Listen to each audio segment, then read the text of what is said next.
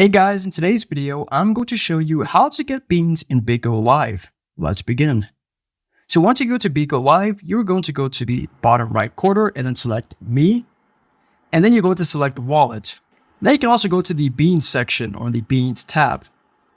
Now, in order to get more beans, you're going to have to go to More Lives. Now, in order to get more beans, you're going to have to create more lives.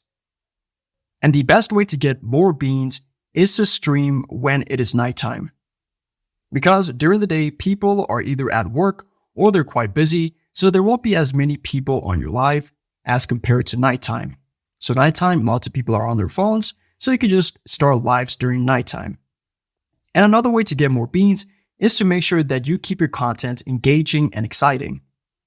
By keeping your content exciting, people will be able to gift you more beans, and that way you'll be able to get more beans and then turn it into real money. And there you go.